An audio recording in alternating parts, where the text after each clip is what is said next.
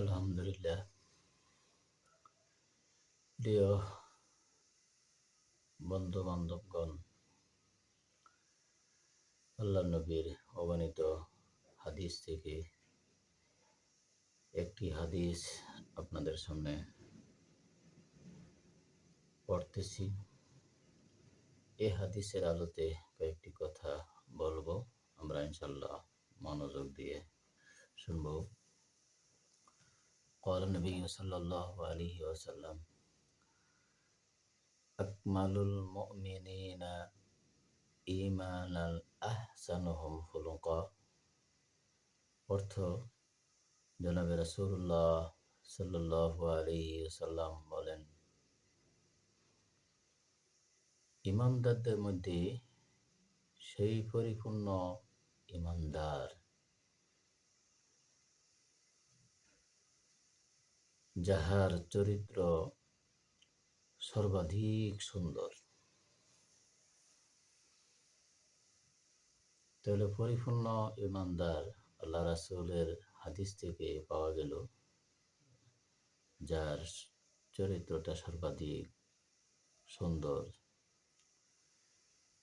আসলে বর্তমান যে পরিস্থিতিটা সম্মুখীন আমরা হয়েছি, যে অবস্থানে আমরা আছি, এই অবস্থানে আমাদের চরিত্রকে ভালো রাখা, সুন্দর রাখা বড় কঠিন একটা চ্যালেঞ্জ।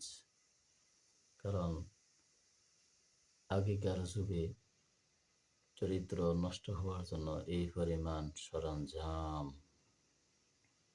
আমাদের কাছে ছিল না, কিন্তু বর্তমানে চরিত্রকে নষ্ট করার জন্য, শেষ করার জন্য, বরবাদ করার জন্য যে পরিমাণ সরঞ্জাম আমাদের কাছে আছে, এই জন্য আমাদের আফসোস হয় যে এখন আমাদের চরিত্রের অবস্থা খুবই অবনতি।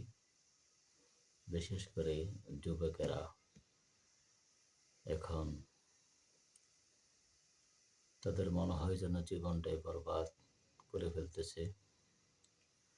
তো এই জন্য আমরা যারা অভিভাবক আছি, আমরা যারা বুঝমান আছি, আমরা সচেতন হওয়া ছাড়া কোনো উপায় নেই।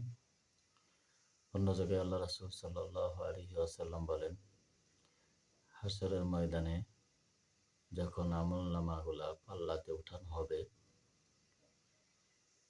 আল্লাহ রাসূল বলেন, যখনই চরিত্র যে একটা আমল, এটাকে যখন পাল্লাতে উঠানো হবে, তখন পাল্লাটা ভারী হয়ে যাবে।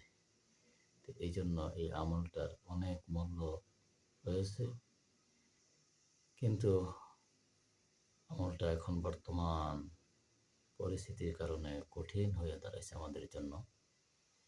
ছোট বড় সকলের জন্য এখন কঠিন হয়ে দাঁড়াইছে।